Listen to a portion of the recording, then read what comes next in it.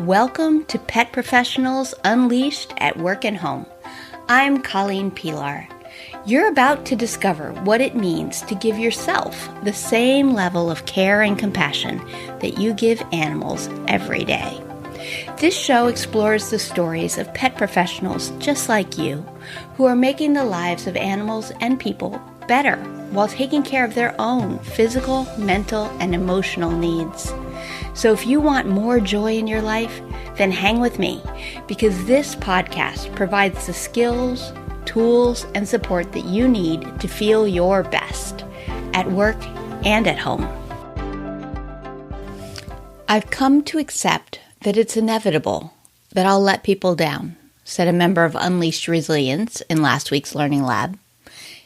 And then she asked, is that a limiting belief or just accepting the facts? Ooh, juicy. And just like that, we were off to the races. What followed was an amazing discussion about limiting beliefs, self-awareness, values, intentions, and self-compassion. In Unleashed Resilience, we explore a different theme every month. In May, we're focusing on limiting beliefs. A limiting belief is something that you believe to be true that limits you in some way. The belief could be about yourself, about other people, or about the world. Here are a few examples. I'm not good with names.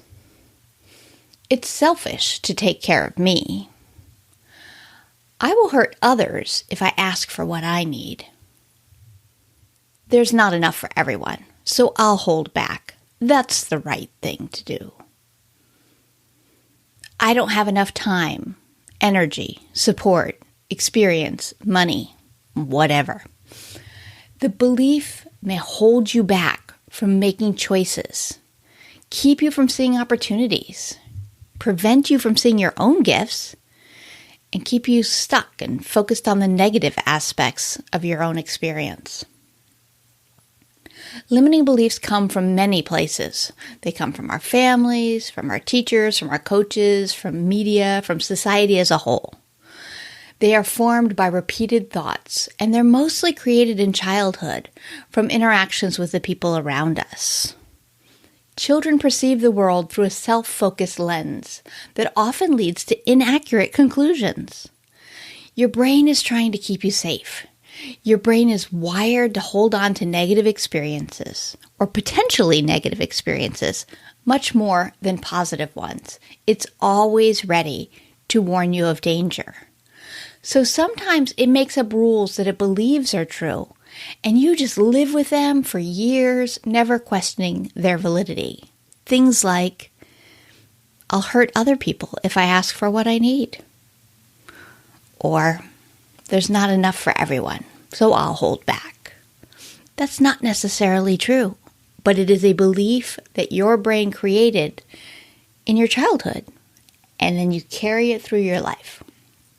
So the tricky part about limiting beliefs and fixing them is actually spotting them, because it's hard to be aware of what just seems like rock solid fact. So becoming aware of a belief and then recognizing that the belief isn't based in fact, testing them and reframing them and having a whole sense of self-compassion while you do that is the process for fixing limited beliefs. So on the surface, the idea that it's inevitable that she'll let people down is a great example of a limiting belief. She believes it's inevitable that she'll let people down. It's just a statement of fact, and there's nothing she can do about it. But because life is messy, there's also a pretty big gray area in here. So in this person's case, she was talking about her attention deficit disorder, which affects her ability to track a lot of details and makes it likely that she'll forget people's birthdays or drop the ball on following through on some of her smaller commitments. Her intentions are good. She's created systems and strategies that help her, but she still struggles. So it makes sense that her brain has decided that this result is inevitable. And yet, believing it's inevitable makes the result more likely too. So I encouraged her to separate those thoughts. If we remove the factor of her ADD, we're left with her original statement. It's inevitable that I'll let people down. Yes, that's true for her. It's inevitable that she'll let people down. It's also true for me. It's inevitable that I'll let people down. And it's true for you. It's inevitable that you'll let people down. It's inevitable that each of us will let other people down sometimes.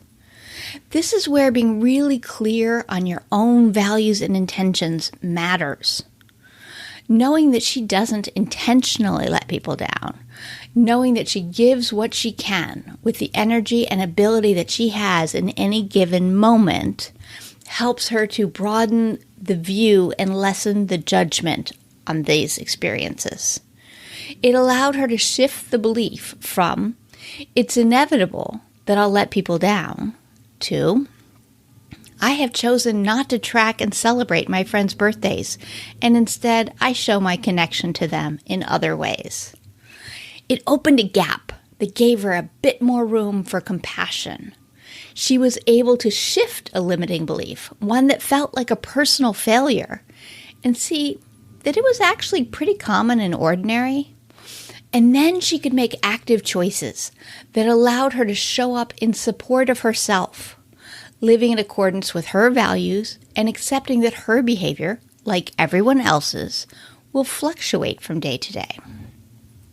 These sound like small, simple shifts, and they are, but they're incredibly powerful too.